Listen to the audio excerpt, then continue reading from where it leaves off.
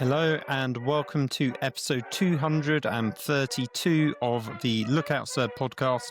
My name is Philip and I will be joined by some special guests for the rest of this podcast. In this episode, myself, Tim and Richard are going through our recent weekend away at Warhammer World as part of an AOS Doubles tournament. Dan was also involved, but obviously he isn't able to join us, sadly, to actually talk about his experiences. But Richard, his teammate, will be joining us and going through their games in his stead. On that note, I can also finally reveal, having got permission from Dan about why he left the show, is basically he got a job working for Games Workshop. He's now working up in Nottingham for them at their HQ, and I think that's as much as he'd probably want me to say on that. So it sounds like it's a really interesting job and he's enjoying it. And yeah, so obviously Games Workshop is very well known for not letting their employees have a lot of social media presence, let's say. So yeah, that is sadly why he had to leave the show. But, you know, I couldn't think of a better reason, and I would have loved the opportunity to have left Dan in the lurch and quit the show and go up to Nottingham and have a lovely job working at Games Workshop. So yeah, you know, I'm not bitter whatsoever. So best of luck to Dan in that job. And before we get on with the main bit of the show, there's just one extra thing I would like to let people know, and that's if you are a Patreon member, there is now a bonus episode. It's basically an episode filled with all the stuff that I couldn't fit into episode 231, but I still really wanted to talk about those topics. So I made a bit of time and recorded that and released it over on there. It's called Transitional Noise, a little ode to Dan. And yeah, it's covering the Age of Sigmar and Blood Bowl miniatures from the New Year's reveal show, plus a bunch of other reveals that Games Workshop have put out on their Warhammer community since then. So if you like this show and you would love to support it, or you would love even more content, then Patreon is the place to go to.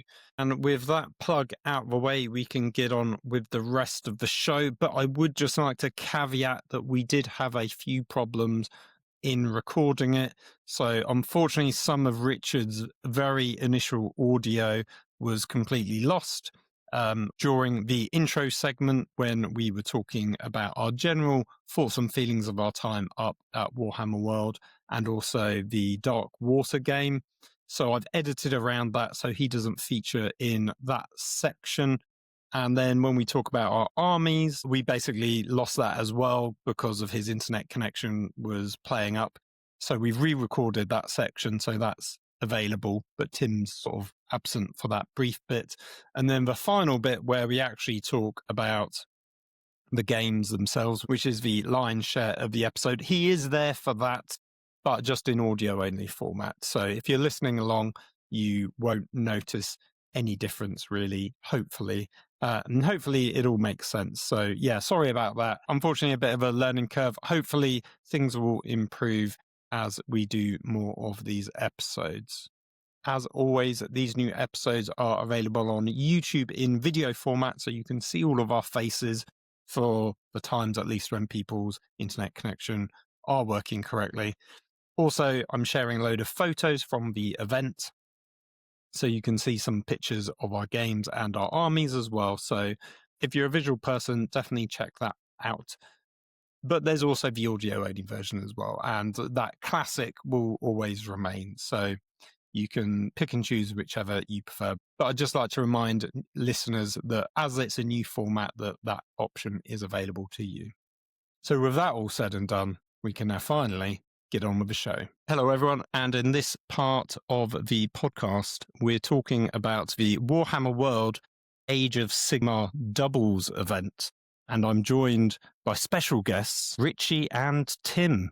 Hello, Richie. And then the other person we're joined with is Tim. How's it going, Tim? Hello. Thanks for having me back on. No, it's going well. It is a glorious Sunday, just to break the illusion of recording. So it's been a pretty chill day today, as it should be on a Sunday. Oh, that is good. That is good. Yeah, because we went up to Warhammer World. Was it 2 weekends ago now? Yeah, it was about a fortnight ago now. Yeah, it was the same time as the New Year's previews, which we can also talk about, because we went up on the Friday, as we always do, and then we stay over until Sunday, and then we travel back. Yeah, Friday we did a test game. Tim and myself is one team, and Richie and Dan was the other team. So we did a little test game between ourselves, which went okay. It took a lot of rules remembering, because I think none of us, or certainly I haven't played AOS for quite a few months, and I hadn't played the new Nighthaunt battle tome either. So that was a bit of a learning curve. I feel like it's crucial that we go up like a day earlier, or just to get our heads around the new set of rules and stuff, because it really does depend how often you play the game, right? I don't get a lot of time or a lot of games in over the year, so I really appreciate like the dice rolling on the Friday just to refresh my memory. Yeah, I get a feeling you're not as much of a fan, Richie, are you, as the extra game? But surely Phil and I are not that cutthroat that we are testing your mental capacity to the nth degree. Yeah, I think there's something to be said about that. I mean, personally, I find just standing up for the length of time as tiring as the mental load, and being stood up for another like 3 hours on the Friday just, tires you out a little bit extra. I think they were. I think it's 90 centimeters high. It's like workbench height, basically, or not? Is it 90 inches? It's 90 something or other, and that's like the ideal height for working while being stood up. Like basic ergonomics thing, kind of thing. Yeah, I think so. But I think those ones are custom made for Warhammer World when I spoke to them. But they have made an improvement to the tables, and that is they've added a strip of metal along the bottom so your dice don't roll underneath it anymore, which was one problem that they had before. I was going to point this out, like the addition of the metal strip across the bottom did save a few of my dice throughout the weekend. Not all of them, but a few of them at least. Yeah, I definitely lost one dice in one of our games, and I just don't know where it went, because it's too big to fit underneath the table with the new trim on it. But there's still potentially a gap between the two, where two tables join, and it could have gone under there, or it rolled onto like one of the shelves, perhaps, or under someone's foot or a bag. Who knows? But it just disappeared, basically. If I recall correctly, like one of your dice bounced into one of the trays that has all like the terrain in it, and I was trying to fish through it, but it was so like clunky, and there's so many people around you that I couldn't pull the tray out. Maybe that's where it went then. Yeah. So yeah. Oh well. I mean, I've got tons of those dice now, because I'd lost a load of them. And by lost, I mean stolen, I think, because I lost like 10. So I ended up buying another set. So I had more than the 20 that I sort of regularly use. But yeah, the test game was good. Then in the evening, we played some Darkwater while watching the reveals. So yeah, firstly, Richie, thanks for bringing up Darkwater, because it was fun to play.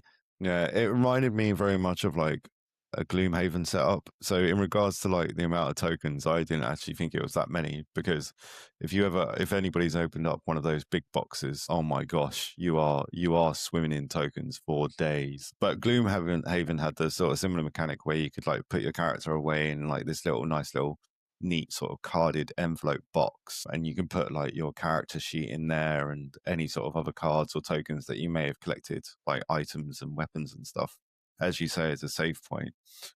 So I thought that was quite nice. The book, I appreciate the book. I think it's a really nice book, and I think the playability of the book is great. For example, we got to play it at Warhammer World, like on a Friday night, just like with some beers and stuff. So the convenience is definitely up there, but I do miss like old school card tiles, and definitely old school like plastic like scenery and stuff like that, just because I guess maybe replayability value, where you can like make up your own maps if you wanted to. You can't really do that with a book, which is not end of the world, but it's a nice to have in my mind. True. Yeah, I guess you could use some of the pages and create your own scenario for the setting that they've given you, because I think most of the pages, they say you get at least 2 or 3 different scenarios. So you're playing the same maps again and again, but because the scenario is different, it always feels quite fresh. Mm. I overall enjoyed it. I thought the mechanic of you've got like 3 different actions and you get to spin them round to either generate points or do that particular action took everyone a little bit to get their head around initially, but once we figured it out, that was quite smooth sailing, and you get a lot of choice between, oh, do I just want to run loads, or do I want to like fight several times, or move and fight and things like that. So that was quite good. The aid action almost never got used, I think, in at least our setting. And I think we had a bit of a raw deal in our first proper game because we did like the initial demo tutorial, but then we did a first mission, and the mission had a really short timer where we only had 3 turns to get basically from one corner of the map to the other corner. And you can pretty much only do that if you're just running non-stop and pretty much ignoring all the monsters. And the first time we did it, we failed because we just ran out of time and we couldn't get across enough. And then we just made it on our, I think, second playthrough. Yeah, it was a horrible mission. Definitely not one to do for your first mission. I think the difficulty setting is basically the time element rather than a death mechanic, because in it you can't actually die. You can get kind of critically wounded. I can't remember what the term is, where once you're injured past a certain point, you flip your card over and you have basically a lot of weaker effects and actions. And then you sort of stay in that state. So you can't ever technically be written out of the game, which sort of makes sense. And it's a very sort of much more modern mechanic. I'm pretty sure when we did the Star Wars Imperial Assault game, that had a similar mechanic where the characters don't really die. They just get really injured and they're kind of crawling around and stuff like that. So that was interesting. And then the other thing I thought was a bit odd was after every hero does their action, you then activate 4 other monsters. And basically what you find is the same 4 monsters get repeatedly activated again and again. So it feels like, you'll do your move and fight, but then you're potentially getting swung at by the same monster 4 times before you then get to fight them again, which can feel a bit rough sometimes. Yeah, I kind of wish there was a mechanic to randomize the initiative order a bit, because it got a little bit samey. And I know that kind of helps with playing the mission, but it was like, okay, I know I'm going, then I know it's monster turn, then I know it's you're going, and then it's monster turn, then it's Richie going, or Dan, or, et cetera, et cetera. I kind of wish there was a little bit of RNG to that element as well. Yeah, because if I remember in Gloomhaven or Jaws of the Lion, at least, you sort of set your actions and your actions have like an initiative score to them. Yes. But then the monsters have their own initiative score. So you've got to work out if you're going to do an action that's going to mean you're going to swing before them or afterwards. So you get a bit more of control based on your cards that you're using at the time. And as your deck goes down until you rest, you might get the worst choice of cards. So yeah, that was an interesting one. Obviously, we've only played it once. It'd be great to get some more games in and then have like a sort of full in-depth review of the game. Yeah, for sure. I think it's a good game as a final note on my part. Yeah. And Richard's disappeared, so he can't give any final thoughts. But we will, once he's back, we will resume with the rest of the podcast and talk about the tournament. With that preamble out of the way, we can now talk about the actual doubles event itself. It was the same format as there's usually been, so it's 2 days, 3 games on the Saturday, 2 on the Sunday. It's a doubles event, so it's 2,000 points per team, 1,000 points per player, with the stipulation that each army has to be selected from the same grand faction. So in Tim and mine example, we can both take a death faction, and the new stipulation for this event was that you can actually take the same faction, whereas historically you couldn't. So historically it would have to be Soulblight Gravelord and Nighthaunt, but now we can both take Nighthaunt, and that was quite handy because that's what Tim wanted to do for this. So yeah, I think that was it in terms of like the weirdnesses of the actual event. Well, that is a perfect segue for you to talk about yours and Dan's list. You don't need to go into detail, but if you can roughly talk us about what you had. Yeah, you can also pretend you are Dan as well in this case. All right, so here is the list that Dan and I took to the doubles. Dan was running Orruk Warclans Ironjawz, led by Gordrak on Maw Crusher, who likes to smash things very hard, especially monsters, Nice. if one recalls. Because one Maw Crusher was not enough, he took a second Maw Crusher, which was the blue one, which you call Big Blue, which is a fasten. So he painted him like Sonic the Hedgehog. As Dan would say, he's got little red sneakers on. There and his main thing is he'll be in your face in turn 1. Which is whether or not he makes it to turn 2 is not a matter, but he will definitely be in the opponent's faces in turn 1. Oh, nice. So blue isn't a reference to Jurassic World at all, then? No, that's not. It's a reference to Sonic the Hedgehog. Fair. Nothing to do with Jurassic World. And Blue the Velociraptor, who I believe is still thriving in the wild, according to the Jurassic World universe. Nice. So to round it out, he was considering taking a third Maw Crusher, but if you take 3 of them, then you can't give any more upgrades to the third one because you've already done that on the second one. And obviously, Gordrak's a special character, so you can't give anything to him anyway. So to round it out, he took a unit of brutes and a boss, and a boss tower, which does a thing like reducing control score or something. Dan was doing something with the boss tower when he remembered. Okay.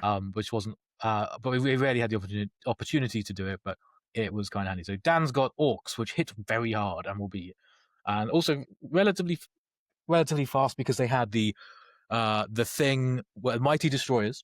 Yeah. So a bunch of the units can be moving in the command phase every turn as well. So he's suspiciously nippy. Yeah, very orcs. Sneaky. Did the boss ever go in the boss tower? The boss never went in the boss tower. The boss was on foot with his lads. No, fair. The entire time. It was just there to look pretty in the background. Yeah. And to complement Dan's smashy army, I took a smashy but also slightly survivable army in the form of Gloomspite Gits Trogs. And for the first time, I decided to run the Army of Renown Trog Herd, which means that it basically means that the entire army gets the benefit of Trog's aura abilities wherever they're on the board, rather than within 12 inches. One unit can effectively deep strike as a living landmark, and you don't have to roll for any of the bad moon stuff. You just get the Trog version on turn 2 and 3 with no roll or anything. That just happens. And every unit heals D3 every time it attacks. As a thing. So that's a very, very hardy force. Oh, nice. And it was led by Trog. I was going to say, don't the Trogs also generate at the end of the turn as well? Or is it just when they attack? Indeed, you're correct. So all of the Trogs will heal in some fashion in the hero phase. Where the rock so Trog himself, the big man, who hits very hard and has some random abilities off his idol that he kind of carries around with him. He heals D6 every hero phase. Nice. And he's supported by a Trog boss who also heals D6 every hero phase. And he has 2 upgrades exclusive to the Army of Renown, which is that once per game he can advance or charge with +3 to the roll, which I had to take, so I was like, I'll give it to him. I wasn't sure that I before the event stupidly thought that wasn't that powerful, right? But it turns out incredibly helpful when you got to make some clutch runs onto objectives or some Hail Mary charges, smashing through their back lines. Especially when his other ability is he can fight twice once per game. So it actually became a very tactical usage of that Trog boss. The only slight drawback with the Trog boss is that he does D6 damage rather than the more popular Dankhold Troggoths who do D3 +3. He does D6, so sometimes he can whiff. And when I'm rolling the dice, that's most turns. When he does it, he will. When he really needed to, though, he did do well. But most of the time, he would just whiff. But that's the fun of playing destruction. I mean, of destruction, you hit on 4s and wound on 2s. Yet I seem to be able to roll and ignore absorbent amount of ones whenever company came to the wound rolls. So also, so you got Trug. You can also buff. He has a rampage on a 4-up. He gives +1 attack to all Trugs nearby, and rounding that with 2 units of free Rotgut Troggoths, who these guys heal D3 every time they fight, and also deal free D3 at the start of every turn. Nice. They've got 5 wounds each, 4-up save, 5-up ward. They're the only ones that have a native ward, but so they are the most survivable thing in the army. And usually, with if on the occasions where one does get wiped out and tabled with the Trogs, it's always the Rotguts who are the last to go. Yeah, that's understandable. I think every time I played against them in an army, they just take forever to kill because they're constantly able to heal as well. So it's really difficult to shift them. Yeah, so it's very fun. I find it's the second time I run them in the doubles. The first time running them as the Army of Renown. I did have a lot of fun running them as the Army of Renown, which I wasn't necessarily expecting. Dan talked me into it. But I did have a lot of fun running as the Army of Renown because it basically meant Trug could go and do his own thing, and all his aura buffs will be given to the other Trogs regardless of where he is. Yeah, and you're missing. So it worked well. You're missing a Loon Shrine because you forgot to ask Dan to bring his, because you don't actually own one, isn't that right? I don't actually. That's true. I don't actually own a Loon Shrine. I completely forgot the Loon Shrine was a thing. So Dan was like, "Oh, you should take the Army of Renown because you don't have the Loon Shrine." I was like, "Oh, I forgot about the Loon Shrine." Yeah. Can you take the Loon Shrine in the Army of Renown? You can't. Okay, so it wouldn't have made a difference then. No, yeah. So when in the Army of Renown, you don't even have to worry about the Loon Shrine. The Loon Shrine's quite beneficial because if you take the Trogs as regular Gloomspite Gits, then Trog's aura is only 12 inches rather than the whole board, and with the Loon Shrine you can bring back Trogs once per unit, which is kind of useful if you roll on the dice correctly. But it does give you a large thing in your deployment zone that can be charged. Which I find is more of a challenge issue. But the real reason I was considering taking them as Gloomspite Gits was because then I could make the Trog boss a wizard, which would give us access to Unbinding, to just some additional spells, or the Hand of Gork.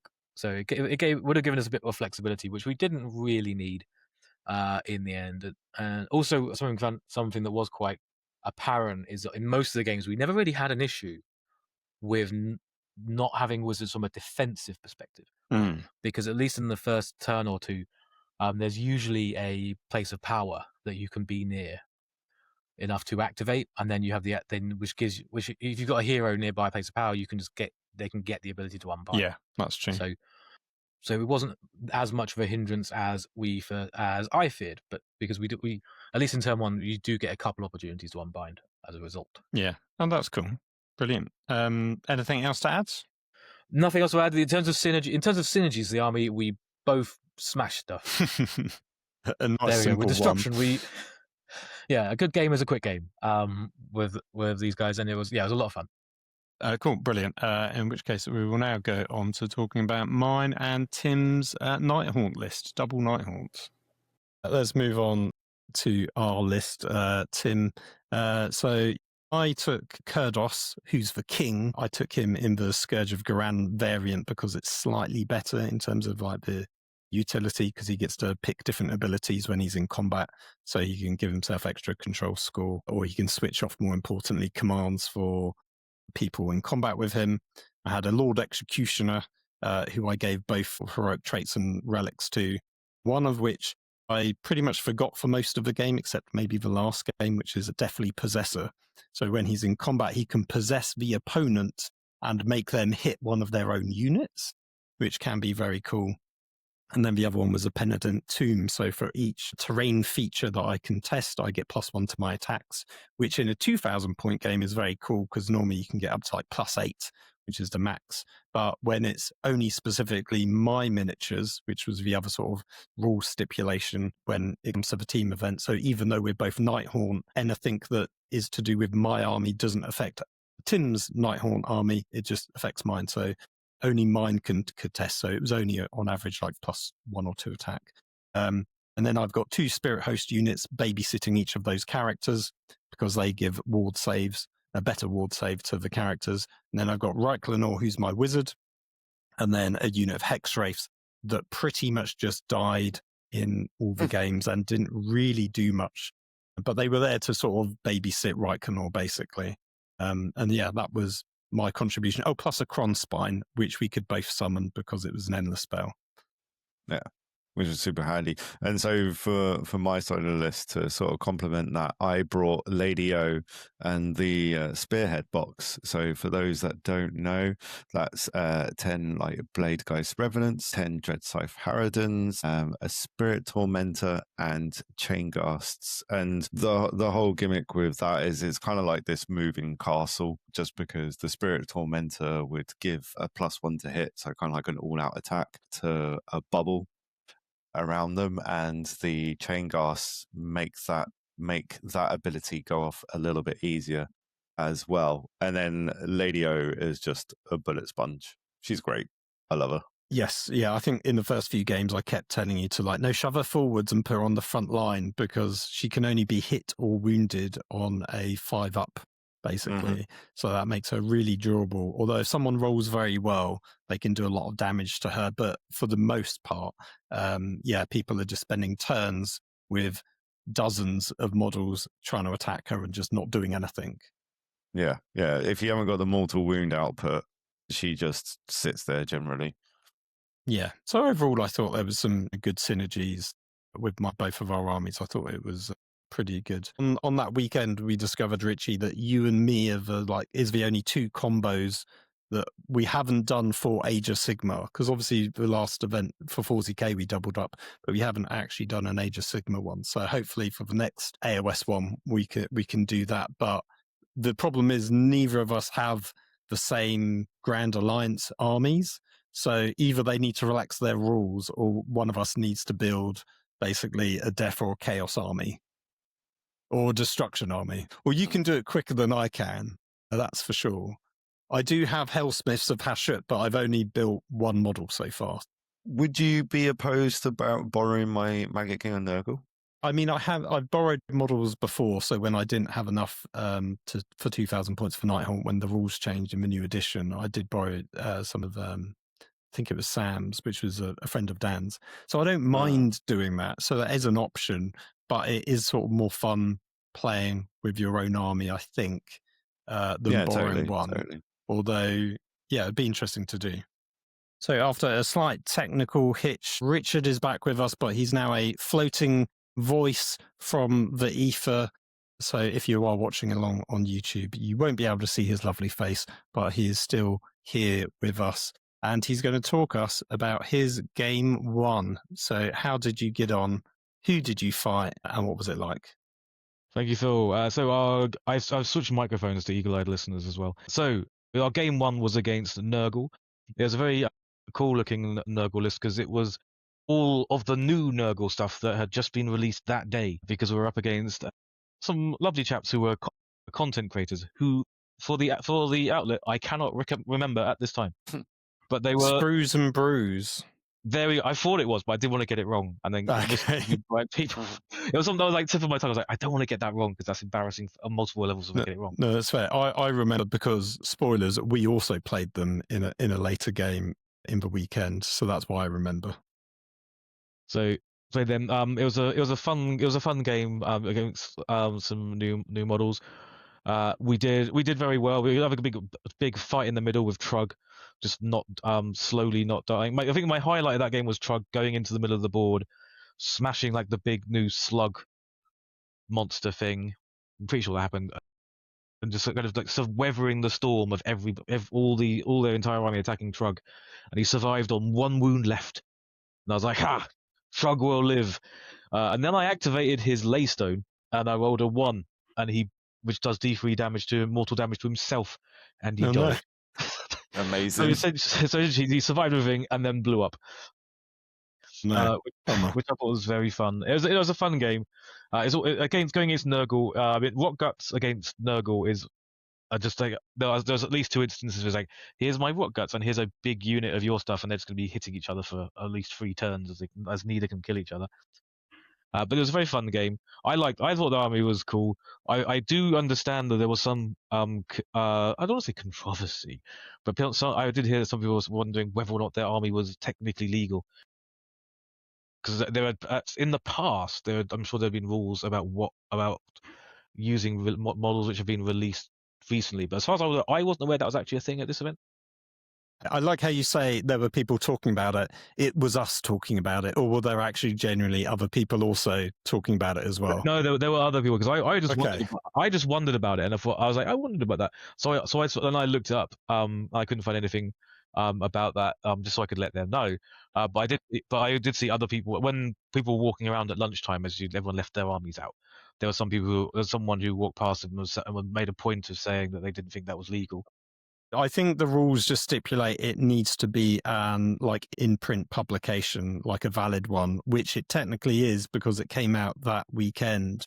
Historically, and I think more for the tournament side, they normally give you like 1 or 2 weeks of it needed to be published a couple of weeks before the tournament date, just sort of out of fairness, I think, because otherwise you've potentially got several people running the same army but with different books, because people can only plan or submit lists ahead of time, which is more of an issue for independents where they want list submission a week or so before the actual deadline, whereas list submission is basically done on the day, the Warhammer World ones. I seem to remember it was a few years ago now when UK armies were incredibly broken on launch day and all needed the equivalent of a day one nerf. Yes. Yeah. I feel that was when I mostly remember is because an army would come out and it was usually broken, so you'd have to wait a couple of weeks for it to get the patch. But anyway, all that aside, I thought it was really cool going up against because I've played with and against Nurgle many times in the past, and also I've played with Nurgle with Tim. So, but it's really cool seeing these new models and with these new rules and things that we haven't seen before. So that was really cool. But that was a fun first game. The Sprues and Brews guys were really nice lads. I had a great fun game doing that one. Oh, nice. Can you remember the final score? Do you have that? I should, because you told me I should bring this kind of stuff to the thing. Ed. I should have come prepared. But I do know that we won. That'll do.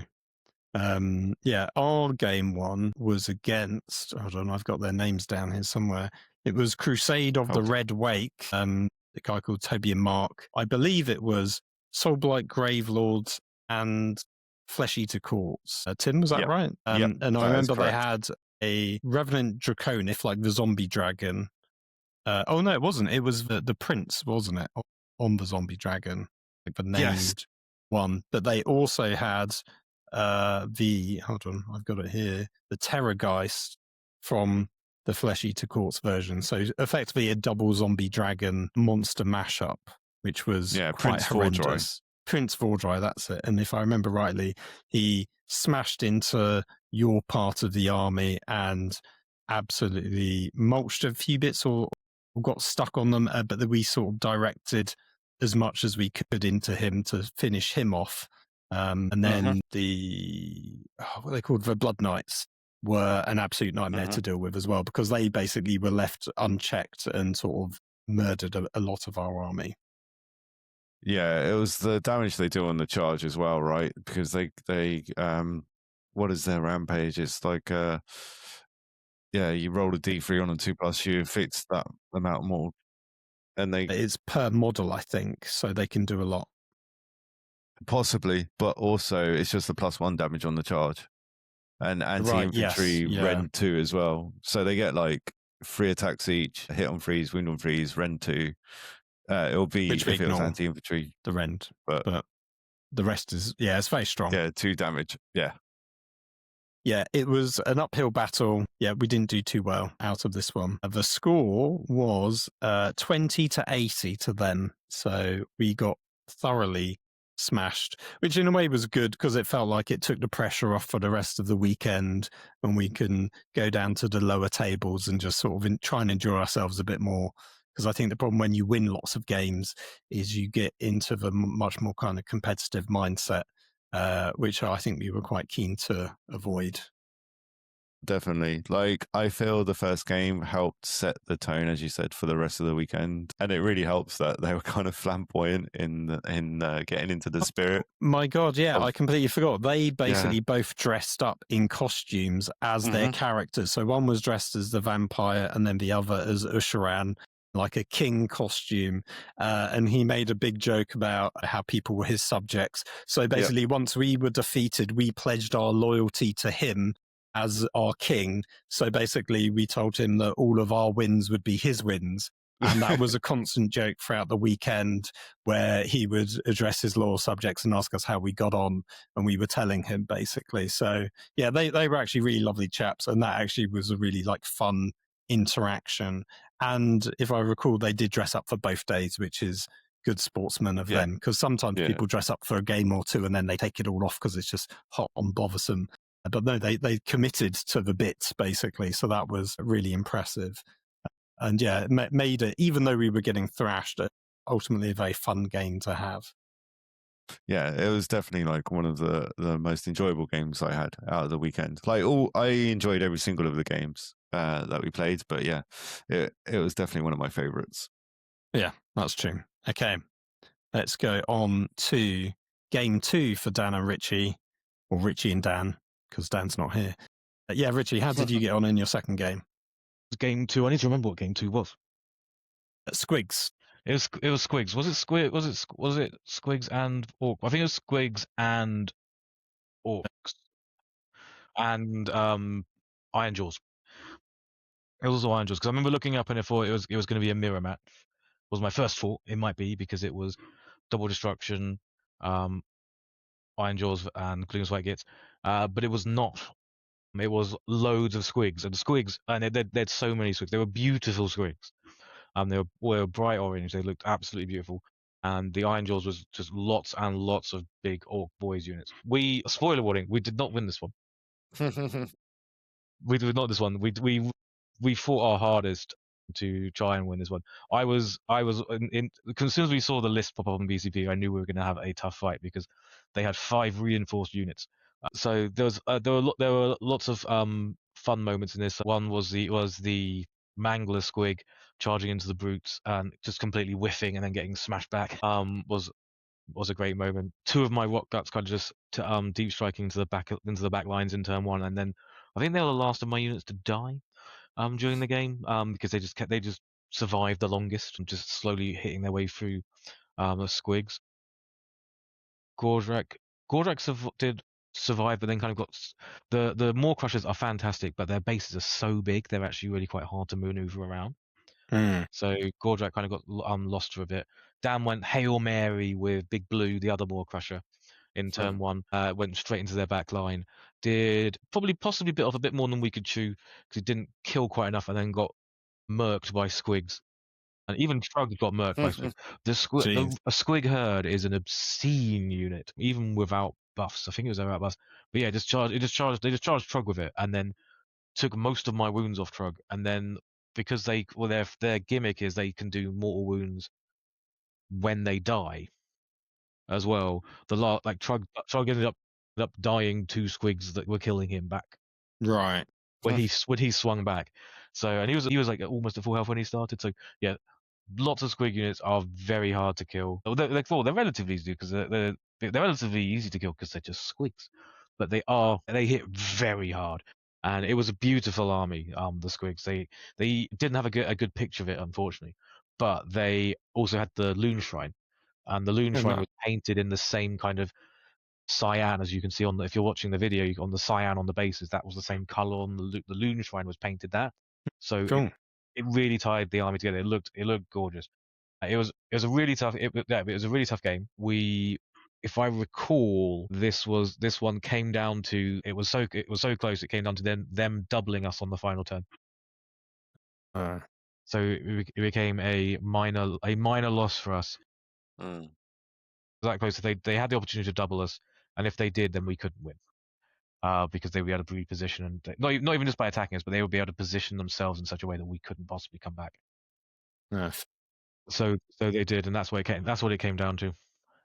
Yeah, I do feel like a lot of the games that probably even we played, it's one of those things. I think the majority of times getting the double, if you're losing or on the cusp of losing, really being doubled really finishes you off. Sometimes if you can double, it keeps you in the game. And then I think in one of our games, they still doubled us, but we still won. But it feels like you're in a really strong position going second anyway, just in terms of a general positioning, in terms of being able to kind of charge them in your turn, because they can't really do it in their first turn. And then you also get the option to double as well. Yeah, the specifics list was actually really interesting because while their list was incredibly strong, I can't recall looking up how well they placed overall, but their list was incredibly strong, and we had to kind of play out of our skin to get where we were, and we had them on the back foot for most of the game, which is why when they doubled, we were up by 12 points.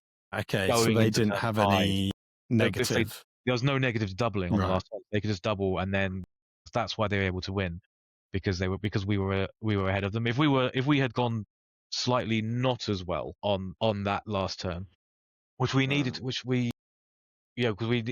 stay in it, and the only way, so we need to get a lot of points because we knew we were going to lose most of our units in turn 5 if we didn't. So we got enough points to put ourselves in the game, but then we got enough points to put us so far up the scoreboard, that it would be very difficult for them to catch up with us. But the problem is, because we did that at the end of turn 4, they doubled us, and then they could still do their battle tactics. Yeah, and then they were able to beat us by, I think, like 3 points. Yeah, because in one of our games they doubled us and were so far behind they could also score as well. I think we won that one though. I think we were sort of just ahead enough that they couldn't really catch up. So yeah, the double mechanic is really interesting still. So good game though.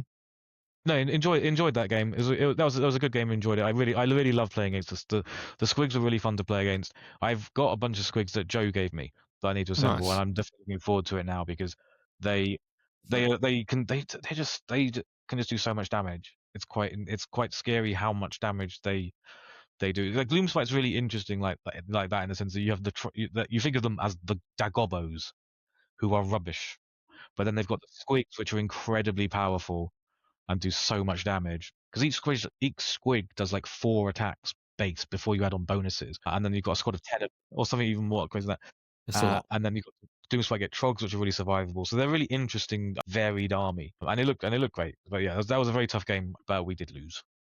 Oh, that is a shame. So you sort of coming down to our level, basically. Yeah, nice. And then for us, our game 2, we were playing Stuart and Steve.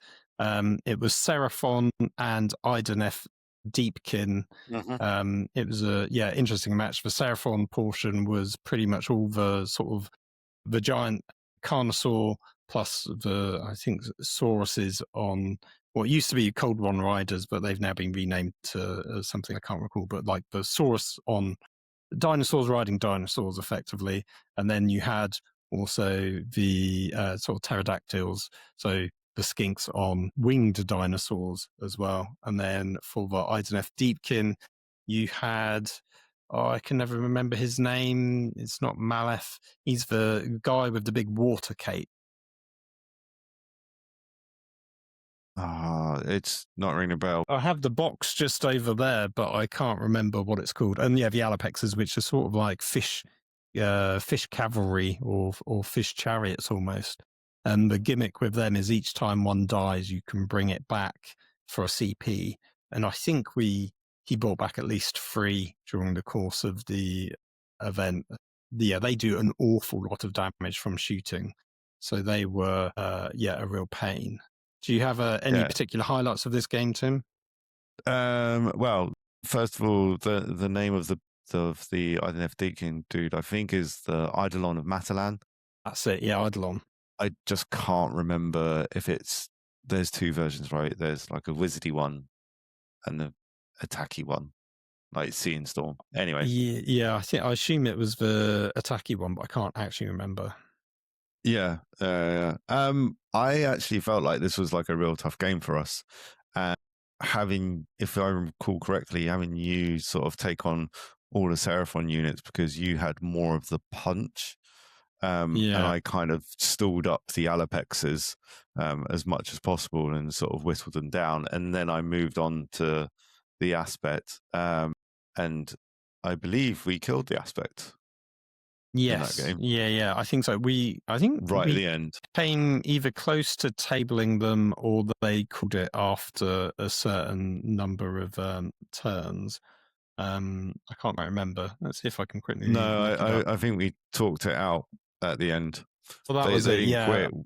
I think there was the last few turns though it was pretty much over. So we just sort of talked out what should happen with the loss, because I think they had like one unit left or something at that point. Yeah, we made some key decision rolls just to see what would happen and if there was anything. That was true. Yeah, so we like rolled for priority, and I think that was mostly it. I think just to work out what would have happened. But me dealing with all the Carnosaurs and tying them up and sort of surviving their initial impact was really helpful. And then I sort of made a beeline for his giant Carnosaur, and with the character with all of mine, and sort of ganged up on him basically, which really helped. So that was a good game. We did pretty well. It was 63-37 for that one. So we won that one quite comfortably, more so than, I think the score is doing a disservice to sort of how close it felt at times. I was going to say, it didn't feel like we managed to get 30 points on them. I think it sort of snowballed for the last few turns, because I think we played at least I think we did 3 turns at least, and that was the last sort of pivotal turn that swung it. And then I think we just either talked out turn 5 or turn 4 and 5, and then that's where our sort of points rattled up, because they didn't have anything really left to deal with it. I mean, I'm still personally a bit on the fence about the concept of talking stuff out, but in our fairness, actually there was like a 20 odd minutes. I don't think we ran out of time basically. So it was like, rather than just actually go through the motions, they were quite happy to talk it through. So we were sort of taking the lead on that. We weren't insisting on talking it out or anything like that. And I think in one of our other games, they kind of called it because we'd won, and they didn't want to talk it out, and we were like, okay, that's cool, because we didn't want to suggest or push that on them, even if it would be sort of to our advantage from a points point of view. But the points are sort of meaningless, I think, when it comes to these sorts of games, because I think they're maybe used in a tiebreaker sort of situation, but other than that, it's a bit pointless. But it was a fun game though, really nice chaps. No, it was. I think my final point on them, it just reminded me of like how vicious Agrodon Lancers are if they just rampage across the table, just because of like their rage mechanic. So they get buffed up as they go on. I've played against them in the past. They are just ridiculous how much damage they can output once they've got angry. Yes. Yeah. And when you face 6 of them, it hurts. It hurts. Yeah, and I think they've got, is it like 5 or 8 wounds each? Like they've got a lot of wounds to chew through as well, so they're actually really difficult to kill. It's like 10 health. 10 inch move, 5 up health, 4 up save, and then they kind of got like anti-monster, +1 damage on the charge, all that jazz. Yeah, they're tough, but it was a good game, and luckily it went in our favor, basically. Cool. So on to game 3, Richie. Who were you fighting here? In this one, we were fighting Nighthaunt and something else. Looking at the screenshot, I've seen this Nighthaunt. All your photos mostly featured the Nighthaunt. Wait, who else? I'm trying to see what other pictures I have. Who else was in there? Well, it would have either been Nighthaunt, Flesh Eater Corpse, or Soulblight. It was Flesh Eater Corpse. Oh, okay. It was Flesh Eater Corpse. Who else? We were playing. So we're up against Nighthaunt and Flesh Eater Corpse. I took loads of photos of the Nighthaunt because they were absolutely gorgeous. Yeah, they're very eye-catching. They really eye-catching. I mean, I'm a big fan of like electronic music and synthwave, and these just really had that vibe to me. I thought they're absolutely beautiful. Yeah, it's like a sort of teal and purple synthwave gradient on all of them. It looked really good. And having played a practice game against you guys on the Friday, I was well versed in what to do and what not to do, especially when it comes to things like the annoying little house things you've got. little crypt. Yeah, so because in our game, despite us telling you that they switch off command, so you can't do all-out attack and all-out defense when you're in combat with the buildings, you charged into it and then constantly wanted to use one of them, and we were like, no, you can't do that. And to be fair, that happened to a lot of our opponents. We would tell them right at the beginning that that's what it does, and then they would charge into it, and then they would try and do it, and we're like, no, you can't do that. So yeah, it's an easy mistake for people to make, to be honest. But I was wary of them now, but I was able to get my revenge on them, because we killed like at least two of them. I killed. I mean, I treat them as things, not just buildings, because they're that annoying.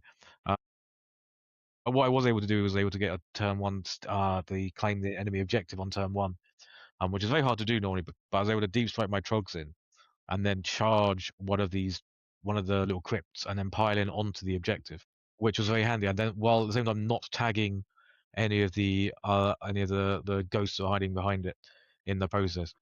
Pro gamer move. I like to think, which is probably very annoying. I felt very pleased with myself that I was able to sneak that through and kill the annoying building thing in the process.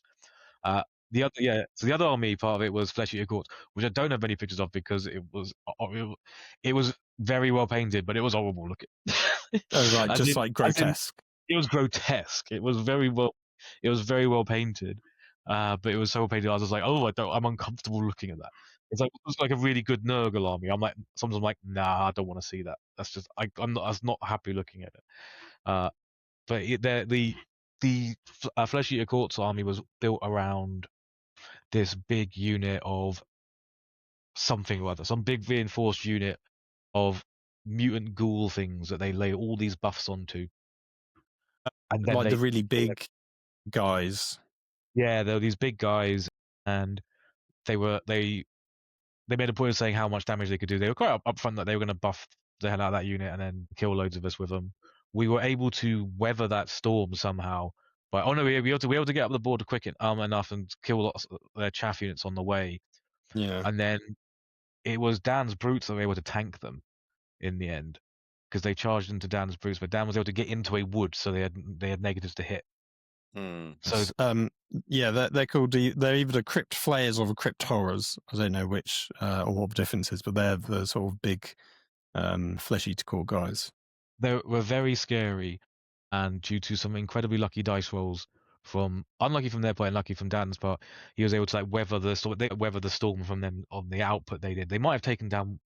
I was thinking they might have taken out one of his Maw Crushers, but the brutes were the ones who kind of weathered the storm, and then began the legend of the brute champion, who was able to survive on one wound and then swing back and kill a vampire lord.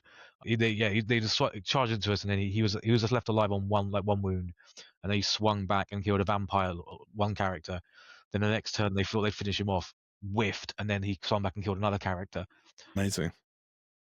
So he did well, and then curiously the Orruks didn't actually. It was the Trogs. The Trogs eventually got into combat. The Trogs was slowly walking out of the board, and they eventually went to combat with those crypt horror things. And then I was very lucky on my hit rolls, and they just smashed them all with my flat 3 damage in the end. But this sounds like we were smashing, but it was only. I am pretty certain it was only a minor victory, in the end. But it was very good game against these guys. I think it was the first time that. Well, there was definitely a big showdown between Wyconor and my Trog boss, and I think I'm pretty sure my Trog boss was nearly died, but then was able to bring himself back up to full health as the game went on again. Because he couldn't. I was making all my saves with him, but he wasn't able to. He was failing to kill stuff until he got into combat with Wyconor. Okay, yeah. But he did well. Wyconor was quite good because on the charge he does. He can do 3 damage, which is cool. So he's one of my favourites in the Nighthaunt army. Yeah, the Trog boss is really quite fun because in this, as I said, this is in the Army of Renown, so he can once per game get +3 to his charge or run, but you can also fight twice once per game. Oh, cool.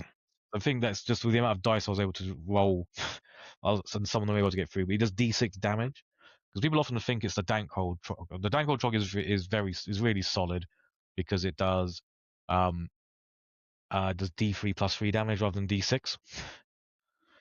Where's the Troggoths who does D6? Oh, that's the thing I forgot to mention. I should put that in the previous game where our opponents had 2 of the Dankhold Troggers. Or maybe that was a future one. Maybe no, I think it was a future game that was. Yeah, no. I'm getting ahead of myself. Ignore me. I know what I'm talking about.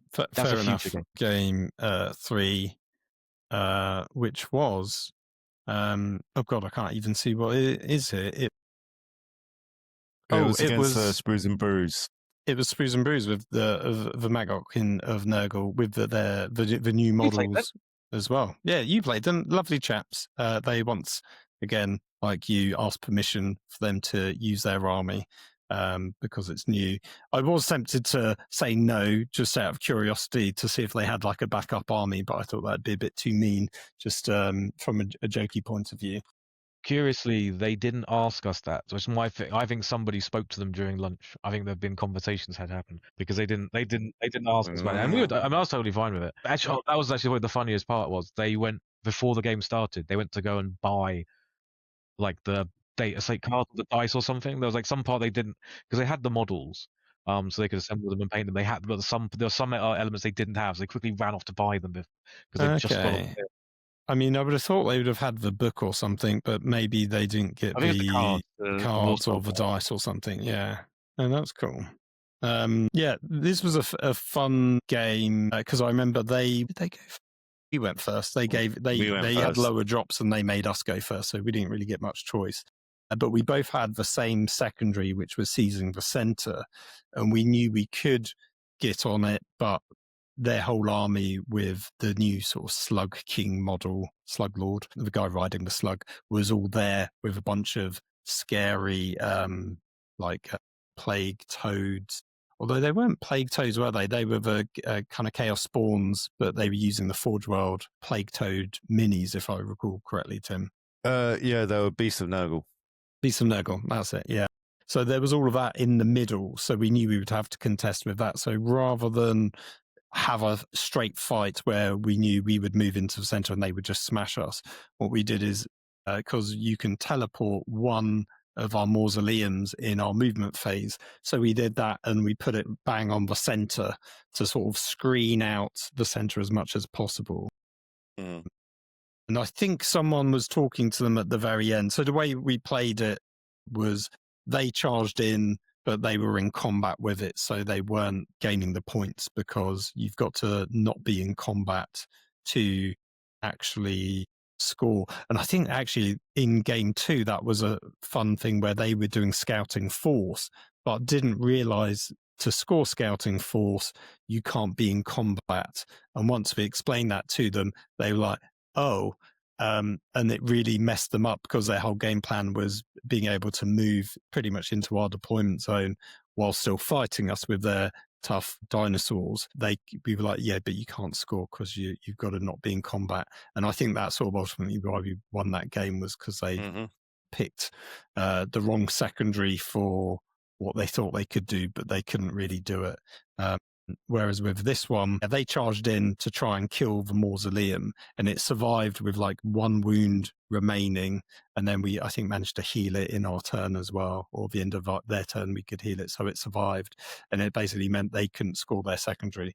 I think technically, thinking about it, I don't know if that was correct, because I think terrain pieces don't count as, you won't be in combat with terrain pieces other than the combat phase.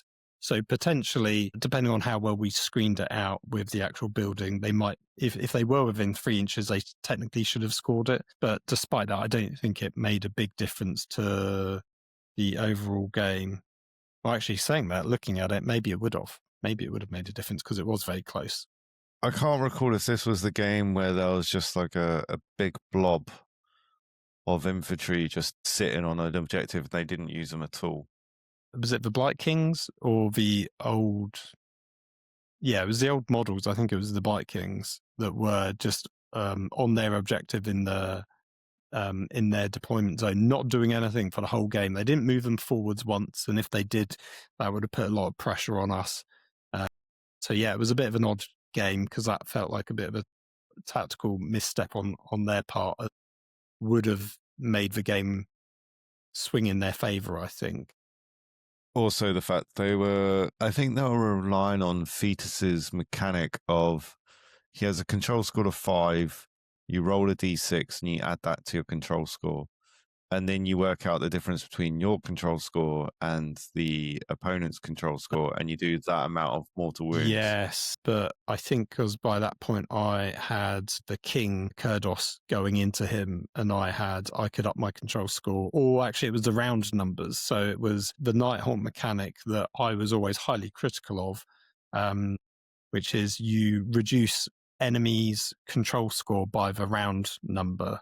So turn 1 it's 1, turn 5 it's 5. So as the game goes on, every single one of their units is -2, -3 control score.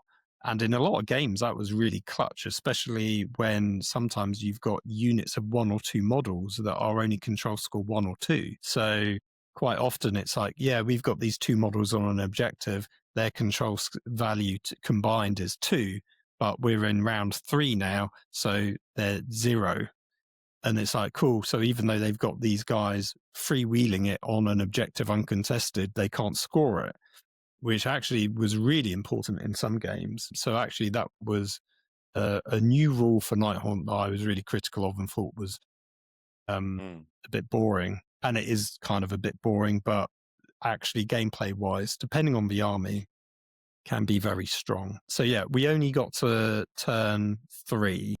We didn't talk out the other turns, and it was a minor victory for us. So it was 38-34.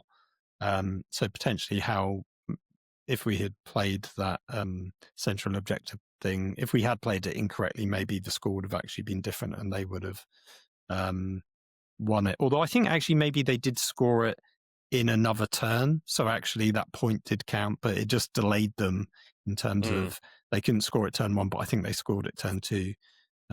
Or turn 3. So yeah, it was an interesting one for sure. Yeah, the final score was really close if I remember correctly. Yeah.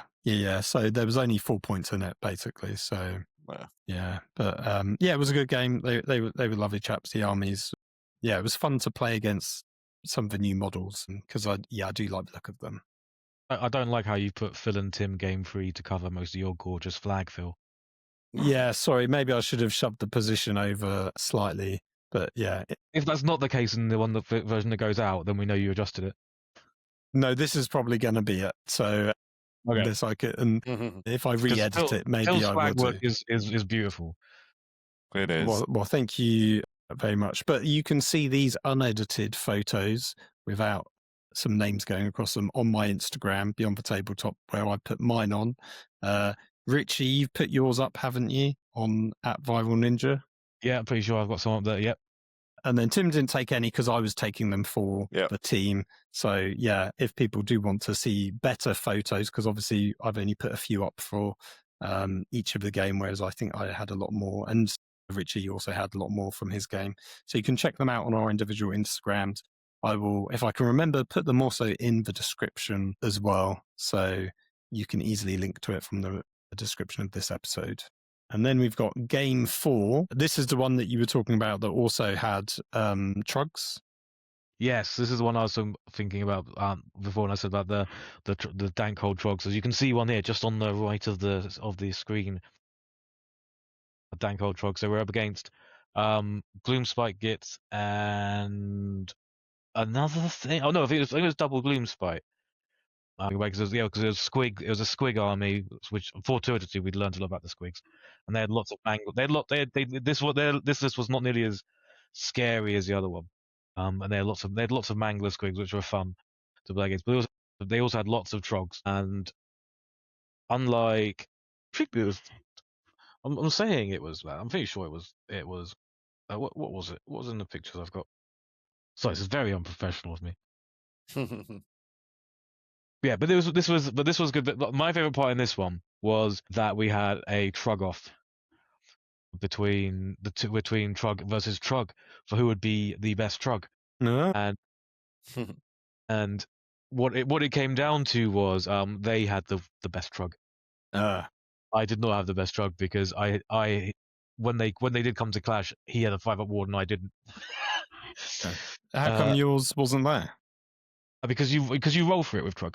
You roll for his okay. abilities. Right. You roll 3d6 and pick the ones you want, and I didn't. I did not have the option for the ward when we came into the fight. So it Fair. didn't benefit me. But as people are watching, you'll see some Fox's Glacier Fruits on the board here, on the bases. So this is what a very novel thing that our opponents did was they were doing the intercept and recover, which is better known as the treasures battle tactic, and they would give their opponents 3 Fox's Glacier Fruits. And they would place these as the markers for where the treasures would be located, and then you would give them to them, and they would eat them when they reclaimed them, or if they didn't reclaim them, you got to have the Fox's Glacier Fruit. How many foxes did you get to eat? We got to eat 2 of them, Okay. if I recall. We got to eat one of them because they got Trugs, they killed Trug, so they got that one back. But the other one of them was on unit Guts, who did not die, who survived the game, and the other was on another unit, but I believe they doubled us at one point, so we took one off. Oh, right, fair. Yeah, that's a good way of but doing it. I might be misremembering though, and that might not be exactly right. But this was a very fun army to play, listings to play up against, because we had not been up against. Because they had 2 Dankhold Trogs, which I'm very interested in, because I am not familiar with the Dankhold Trogs, other than the fact that I have considered taking them in my list, and I've not built one. But they have a very, very cool mechanic, which is that their rampages, they basically move 6 inches in the fight phase. They don't have to be in combat. The only requirement is that they can just move 6 inches, and they have to end in combat. So they effectively just run amok across the board. And turn 1 nearly went incredibly poorly for Dan and I, because they just decided to go on some Hail Mary charge of all their trogs. Fortunately for us, they whiffed most of their charges. So what started off going very well for us is a few of their trogs got in, and we managed to smash them. But by the end of the game, they was really smashing the hell out of the trogs that we had left. And it got to be a very, very tough matchup. In the end, I'm pretty sure we narrowly had a minor win. For people unfamiliar with AOS scoring, a minor win means you won by less than 5 points. Yeah. But this was very good. I mean, we had the Trog off. I made a big point saying we'll find out who the real Trug is. I was obviously not expecting my Trug to be the big Trug. Well, I made such a grand gesture of the match, but it was good. I am pretty sure in this one. But one thing that's important to note in this screenshot was taken on about turn 3 on the left, and both the Maw Crushers are there. I think this was the only time both Maw Crushers lived that long, because usually really? Big Blue dies by at the latest turn 2 with that, because he'll charge in turn 1, kill a few things, and then usually get mobbed. Right. Okay. Die while tying things up for a couple of turns. But he did last quite a long time in this one. This was a very interesting game. It swung very. So it was quite swingy, in a lot of ways, because they were initially on the back foot as they whiffed their charges, and we countercharged them and smashed into them in the follow-up turn. But then the dice, the fates determined that things were not going to be going our way, and then a lot of the Trogs were smashing through us in combat. So we were able to get a minor victory by having to just play to the battle tactics. Yeah, we're playing to the battle tactics and moving into certain corners of the board to finish them off, to achieve to achieve victory. So it was a tough game, but it was very fun playing against. I thought it was very fun playing against the Dankhold Trogs, which I've not played against before, and I would definitely like to take some in the future. I do. I mean, it made me want to get 2,000 point Trogs at some point. Oh, nice. That could be a very fun list to play. Yeah, I do find sometimes playing against an opponent and a specific army and seeing how good it is does actually make you go, oh yeah, that would be a fun army to play, because I like the mechanics and they feel quite strong. Do D3 plus 3 damage, whereas my Trog boss does D6, and I was rolling terribly for that game, as usual. Nice. Yeah, that is the way. But yeah, we had a similar reaction to our game 4, which was against double Hellsmiths of Hashut, because they felt very strong, and it did make me go, oh yeah, like I feel a bit more invigorated to start building my Hellsmiths, because they were pretty good. If I remember rightly, there was Orruk, which is one of the sort of Bell Tauruses, the named special character. Then they had a Demon Smith on a Bell Taurus, Then they had 3 of the, can't remember what they're called, giant Dominator engines, the giant cows, 2 with maces, 1 with cannons, I think just 1 unit of spears, and then 2 units of the bull centaurs, which are also very strong. Technically, I think they had an illegal list because they both had a dominator with mace each, which you're not meant to do because you can't have the same duplicate war scroll. However, as we discussed it, Tim pointed out that actually both of them could have been in one list, but they were sort of sharing because it would be fun for each of them to have one with a mace. And that might be, technically they were both in one list, and the dominator engine with the immolator hands was in the other. And they just sort of shared one of them. So who knows? But it was such like a nitpick, I wasn't going to point that out to them, basically. But yeah, they were lovely Also, chaps, we were getting smashed.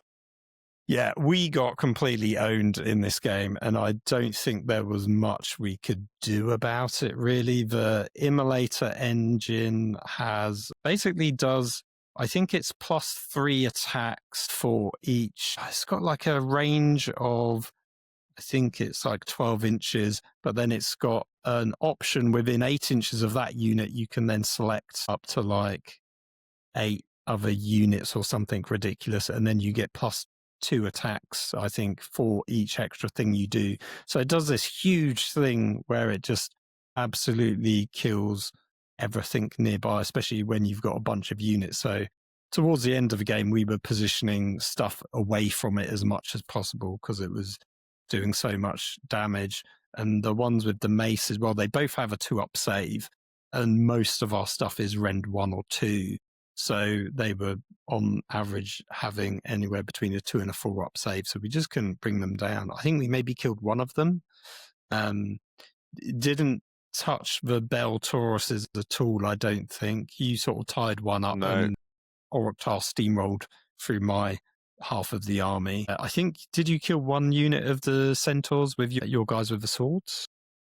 Yeah, I believe we managed to get actually 2 centaurs down, but then there was the one left with the cannons, which just kept on shredding into us. But there was also not the centaur, but the dominator engine, you mean? Sorry, the dominator engine, you're right. But the other thing is, we also had the tormentor bombard hitting us. Yes, yeah, I forgot. So they had 2 of those, and they get pluses to hit when it's over a unit of like 5 models or something. So again, sort of infantry units, that's quite effective. And it can also, I think, on a dice roll, switch off command abilities. So it means we can't do things like all-out defense, all-out attack. And it can obviously shoot into combat. And they're just sort of on the back line, just shooting away at everything. And they can sort of, have a lot of versatility in terms of the choice of what they're targeting. And they got, I don't know, they got quite lucky. They killed a lot of my characters really early doors, which was a bit frustrating. Sometimes when we were picking the order of operations for like who's doing combat next, we maybe picked poorly. There was definitely one time when I think I was worried that Right-Colonel was going to die, so I fought with him first. But then what it meant is they then killed the Kronspine that I'd summoned to sort of try and block them as much as possible, because they did a bunch of damage over a couple of turns to the Kronspine. Whereas maybe what I should have done is fought with the Kronspine first, because that has quite a good damage output. But then if I'd have done that, they would have just killed Right-Colonel instead. So yeah, it was a lot of very difficult choices in that game. Yeah, I just came away from out going, I don't think there was anything we could have possibly done to even remotely come close to that. It was such a rock, paper, scissors matchup that we didn't do very well in. Yeah, I agree. But I quite like the fact that we're given difficult choices to make, because that's what makes Age of Sigmar interesting, especially as an opponent, is that you give them multiple choices to make, but the choice they're going to make is going to hurt one way or another, right? Yeah, you don't want that's it to be true. obvious. Because didn't you slingshot one of your units forwards into their spearmen to try and steal that objective from them? Yes, I did. Yeah, I tried to use my formation Quicksilver Geese to move my models to the other side of a unit, and then slingshot them across. Yeah, so we tried to use that, and even with the round score being deducted from theirs, I think we still didn't snap it we off didn't. them, basically. But Yeah. it was a worthy venture. So that ended. I think we got tabled in that one. We did.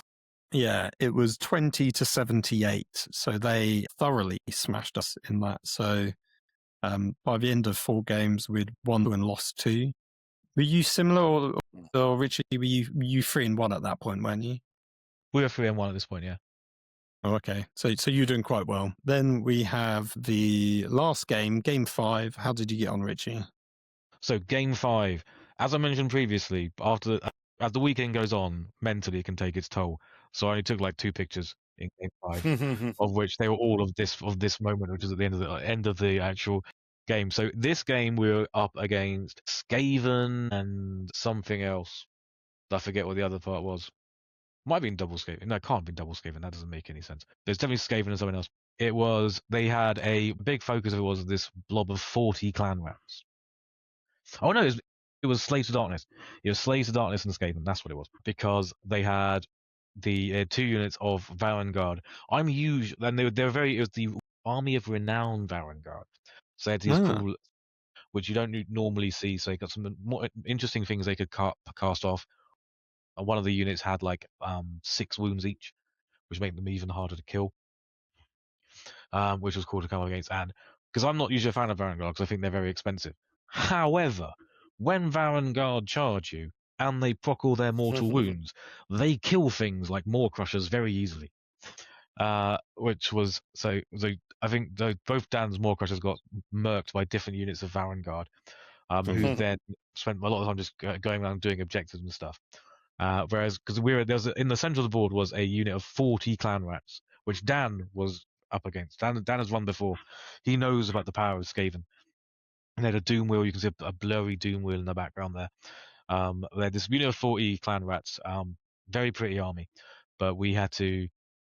Dan was like, we can't go anywhere near those clan rats because they're buffed. They won't die, and they don't because they always come back.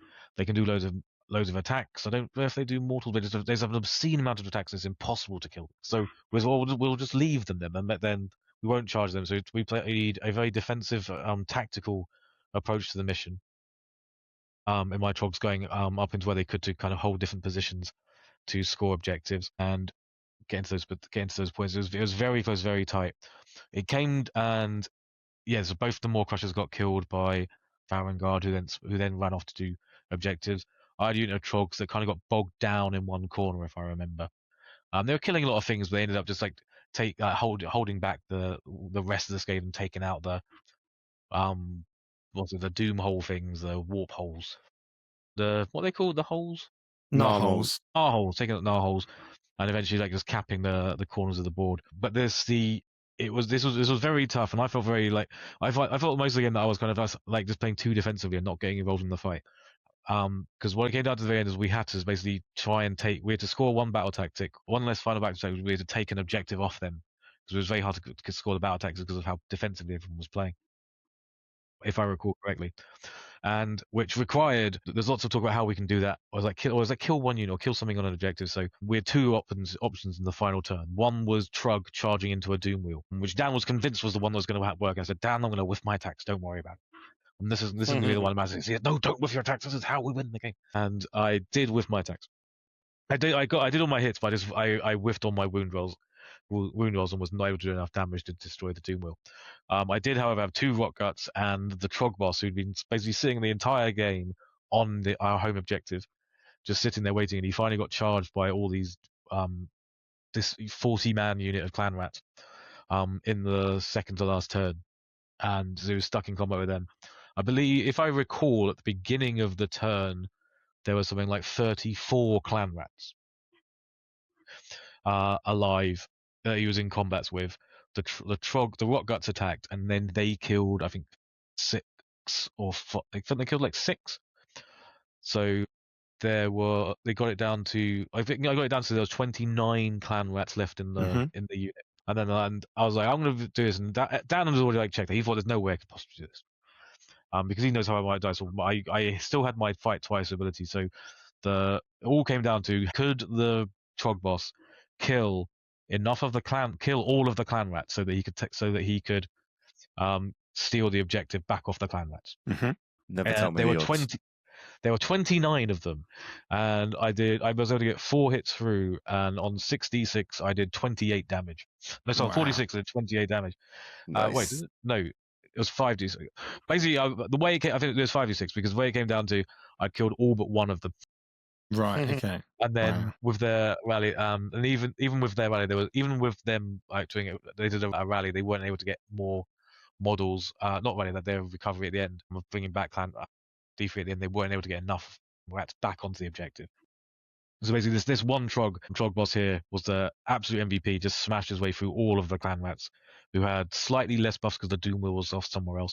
But in doing so, we were able to take back one objective, which tipped us over the edge in the final turn to give us a minor victory. Nice. For me, that was an epic. For me, that was an epic moment because I've been rolling terribly on my d6 damage throughout most of the weekend, but when it counted, I was able to do it, and I was able to get this one of my favorite photos of the weekend, is because the clan had all these cool little banners with them, with like that, which as you can see, this one says die, die, and the other one says flee, flee. So I was able to get that great photo there of what went down. So yeah, absolutely cracking final game. Very tactical, as you would expect going for a final game when we'd gone 3-1. We ended up going 4-1 by the end of it. But yeah, fantastic final game. Oh, nice, brilliant. Nice. The stuff of memories, that sort of showdown, which you won't forget anytime soon. Yeah, our final game was against Stormcast, Eternals, and Lumineth Realm Lords. And the Stormcast had a bunch of the Reclusians, which are like the new sort of veteran Stormcast, and some of the Prosecutors, which are like the winged sort of like jump infantry, and Callus and Toll, which was quite an interesting foil to have to deal with. And then Lumineth Realm Lords, there was, as you can see in the picture, the giant cow. And I can't really remember what else they had. They had a unit of, was it a unit of spearmen or a unit of archers? I can't quite remember now. It was a unit of spearmen, I believe. I don't remember any archers being on the table.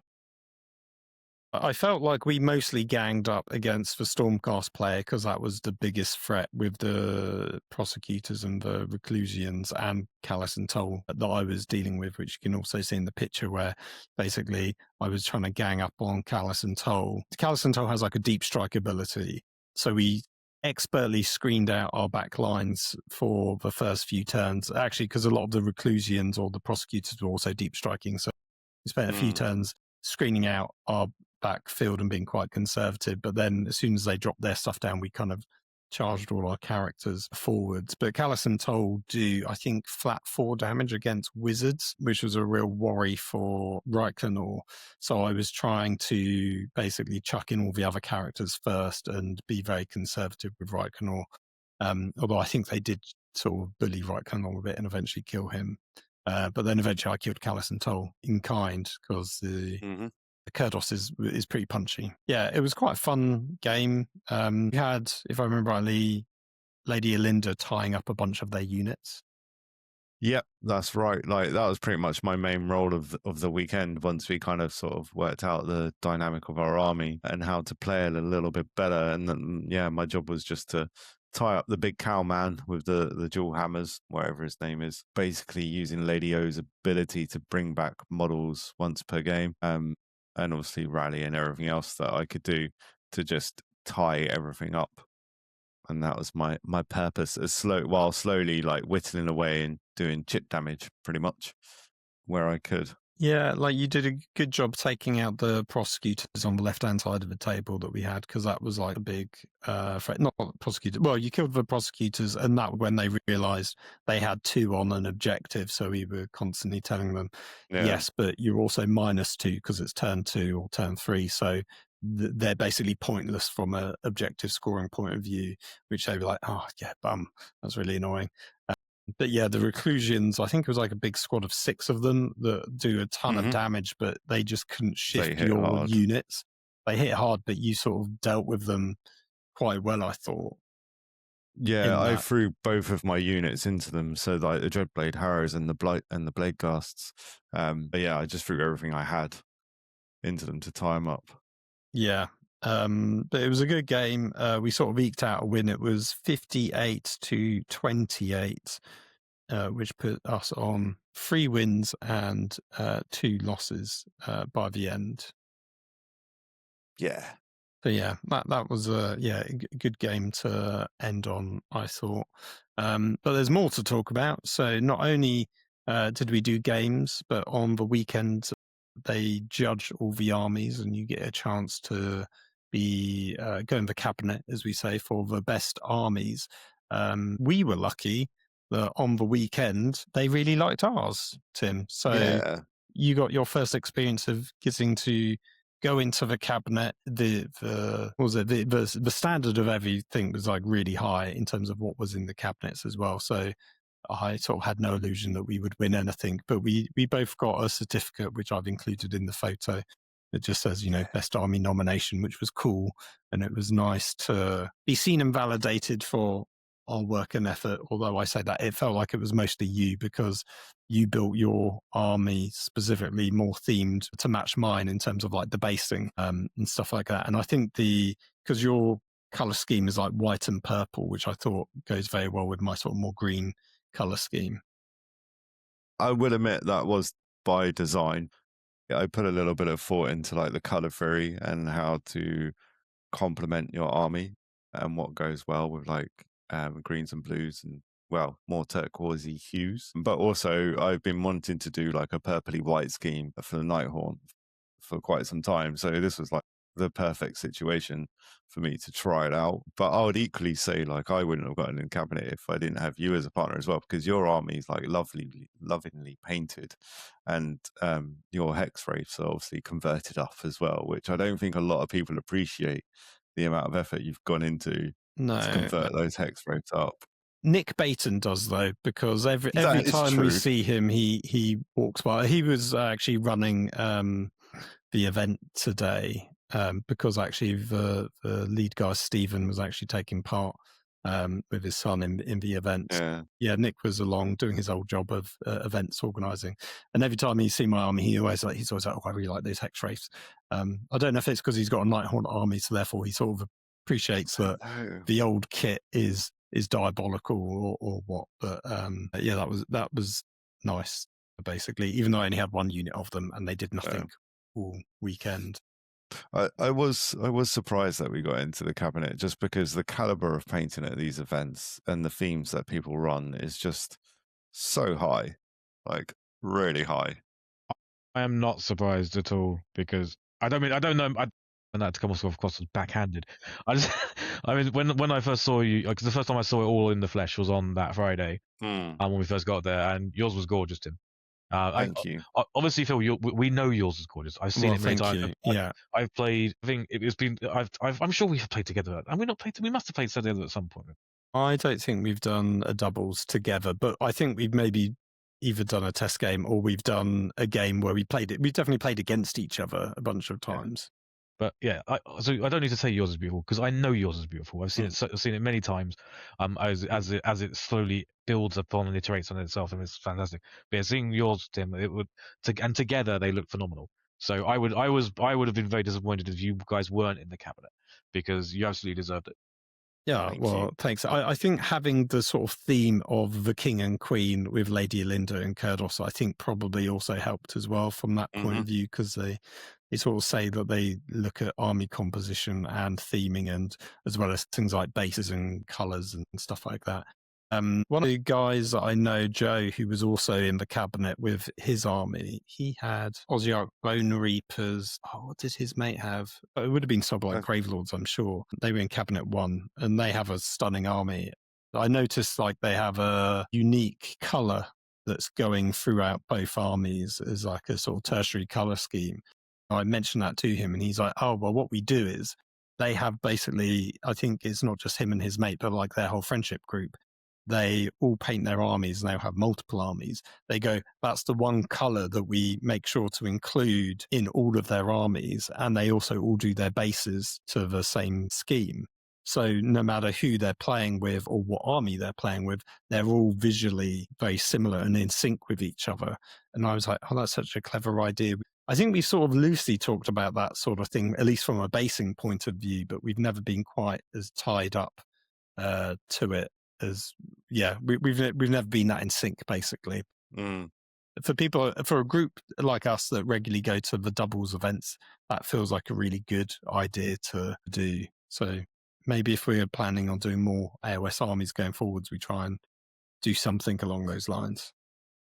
Yeah, we could definitely try something like that. I was trying to think, well, I know what my next AOS army is going to be. I'm just waiting for them to be released. And then it's a case of, do I like what they've done to them? So we'll see. That is true. I guess we can sort of just wrap up the chat. There's one last final photo. It's a group shot of all of us at the service station on the way back when Dan treated us to the Transformers, Pez, and then Richie, didn't you get a Sonic one? I got Amy from Sonic. Nice. Well, there you go. Because there was only 3 of the Transformer ones. It was a good weekend overall. I think we ended up, I don't know where we would have come, but we got a bunch of favourite game and favourite army nominations. So with the final ranking score, we came 8th, which felt surprisingly high, but very nice. And I credit Tim's winning personality for the favourite game votes. Because I don't think I really lend myself well to getting those off of people. Just because I'm not as charming as you, Tim, that's all. Bless. It's fair. I placed my highest when Tim was my doubles partner as well. Exactly. He's a crutch when it comes to tactics, but he's a gold star when it comes to favourite game votes. I know my uses, I know my strengths, but thank you very much. You guys are too kind. Yeah, I guess that's a conversation for another time of like, yeah, I know it's all subjective, but what makes a game fun in a tournament?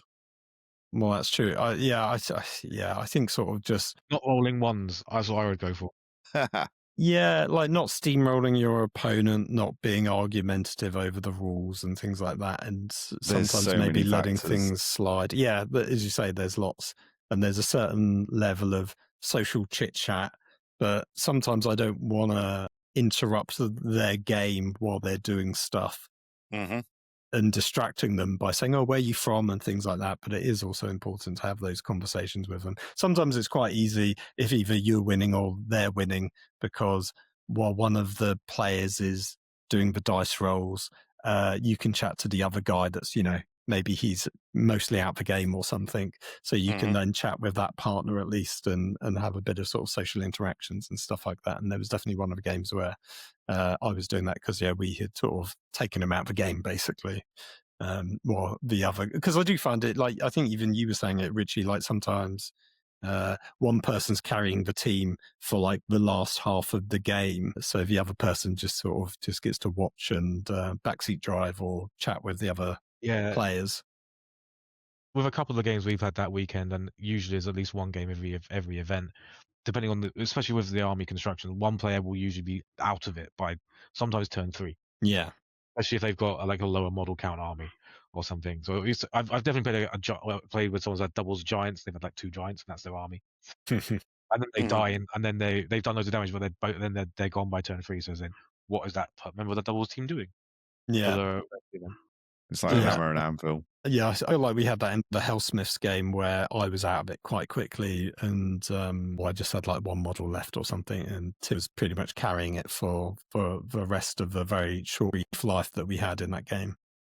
As you say, carrying it before I got smashed. Yeah. I don't think we had any chance of swinging it and turning it around, unfortunately. But yeah, overall, how did you guys think of the weekend? I thought it was an awesome weekend, as it always is, and I felt like we had more time to go around the exhibition, which was quite nice. The one thing I will note is that there was no snacks at the end. No, so throughout. Yeah, that was something they brought back, or they started doing when the canteen was closed. So we just got like sandwiches and crisps for lunch. And to supplement that, they gave us snacks in the sort of final game or between the second and third game of the day or the afternoon game. If on the Sunday, for example, and that was something they kept doing even when the canteen went back to its normal sort of cooked meal. But yeah, they didn't do it this time around, so I don't know if that was just an oddity or they're gonna bring it back. Let's have some old stuff to get rid of in those times. Well, maybe they had just sort of mass bought loads, so they just had loads to get rid of, and because they were constantly saying, "Oh yeah, just take more than you need," like they were quite happy just to get rid of it. I think so. Yeah, Maybe it's a shame it was it's gone. just like, yeah, maybe it was just a one-off thing, but it would be nice if it came back, but not the end of the world.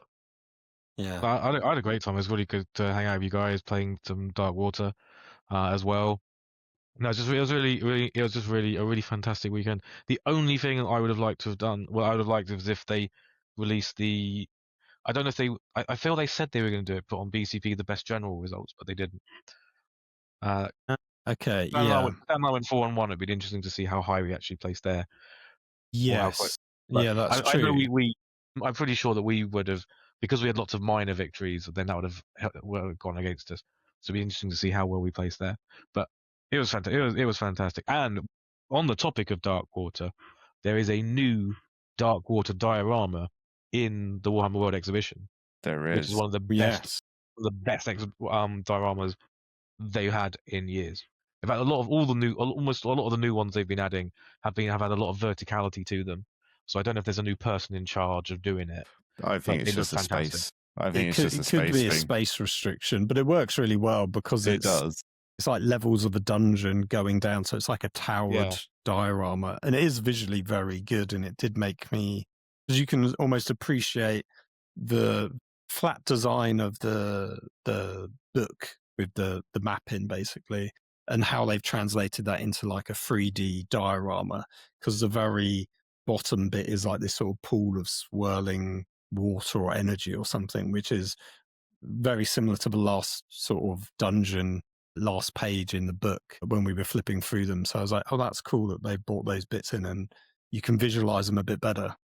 I don't know who it is who builds the dioramas for the One World exhibition, but the recent Necromunda one, the Skaven Tide one, and this new Darkwater one are three of their best ones. Oh, they're Skaven doing- Taiwan is gorgeous. The approach they're doing to use like the vertical space is so, and just the compositions in general, they are really, really good. Yeah. If you are listening, you guys are doing a phenomenal job on those. Yeah. I still think my probably all-time favorite one is the oil rig with the sort of kill team and Inquisition models on there. And that is like a completely vertical one as well. Yeah, that's a dream bit of terrain that I would love to own, but no, I couldn't afford. But yeah, maybe one day for sure. Yeah, overall it was great, and obviously Dan's not here to say anything, but it was sort of nice as a sort of a send off to him, even though he's still around and we'll still be gaming with him, but maybe not as much as potentially we'd be doing. Maybe just as often, who knows? But it felt like a nice sort of way to end his Lookout Sir journey. I think with sort of one last hurrah, we'll hang out together shortly after we'd done the quiz. Yeah, it was good fun. It was good fun. I look forward to the next one. Yes, whenever that is. We haven't I don't think they've gone on sale yet. Yeah, No, not yet. we'll keep an eye out. Dan and I are planning to go to the whatever it's called, the championships in Maastricht. Well, that's it, Maastricht. Yeah, Yeah, so we're planning to go to that. But otherwise, in terms of like the next Warhammer World event, I don't think there's any that we have got tickets for that have been announced. no, that's true. And I think in one of our games, one of our opponents was telling us about an AOS doubles event that I don't think they run, but they go to. And I think that was April or something, Tim. So we put that in our diaries. So we might try and book tickets and go to that one, because it's sort of halfway between where we are and Nottingham. So it's not quite as much of a journey. So hopefully it'll be more doable as like one to do while we wait for the Nottingham tickets. I've got to remember what that was called. Yeah, I've got it written down somewhere. Oh, brilliant. Thank you. Because I totally lost the page. I'll tell you about that one later. But yeah, that's it for this section of the show. We'll now move on to whatever there is next. If you've made it this far, thank you very much. We are now at the little end ramble. So first of all, we're going to do the classic 5-star review because we've still got some to go through. This is a short and sweet one brought to you by Kingamer from just Apple Podcasts. It now no longer says where, so it's just generic. It could be from anywhere within the world. I tell a lie. It's from Apple Podcasts of the United Kingdom. I was just looking at the wrong bit of the screen. Kingamer says, nice Warhammer podcast. Like this stuff, keep it going. And that's it. So thank you very much, Kingamer. Short, sweet, to the point. And yes, it is being kept going by myself. So thank you very much. I really appreciate it. If you too would like to leave a 5-star review, you can do it on all good sort of podcast apps, Spotify, Audible, mostly Apple Podcasts, to be honest.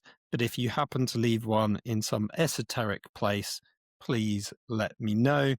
I think the general system that I've got for keeping track of latest reviews is going okay. I think it's working. So if this doesn't pick it up, though, then I'm sadly going to miss it unless you let me know.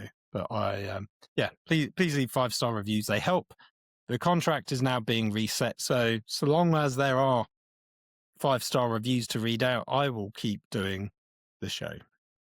You can also support us in a myriad of ways. Just liking, commenting, sharing, and telling other people about it is really important. Just listening to it as well and enjoying it on your own, you can do that as well. And if you are so generous as to want to throw some cash my way, you can buy some of our merch on Red Level, link down in the description. And also you can support us on Patreon. And as a special gift for my Patreon supporters, there is now the first episode of Transitional Noise that came out last week. That is available to watch. That's all the bonus content that I didn't have time to record for the last episode. That should be, fingers crossed if it's all gone correctly, available in a video version and an audio version. And there's a special RSS feed that you can subscribe to. So you can just add it into your podcast app and it will just appear like magic, apparently. So if you would like to watch that special episode, it's just over an hour long. You can find it on Patreon. Again, links down in the description. That's it for this episode. I hope you've enjoyed it. Next episode, I'm hoping it's going to be all about Crusade Armageddon, carrying on the road to 500 worlds. And now 500 Worlds is out, so I've got some reading to do. It's going to be a lore recap, talking all about the story that's in that Crusade book, getting us up to speed with what's happening on the planet of Armageddon. So that should be really interesting. I'm looking forward to, 1, still reading it, and also 2, telling you all about it. Yeah, so that's it for this episode. Let me know what you think of it down in the comments, and hopefully I'll see you next time. Bye-bye, everyone.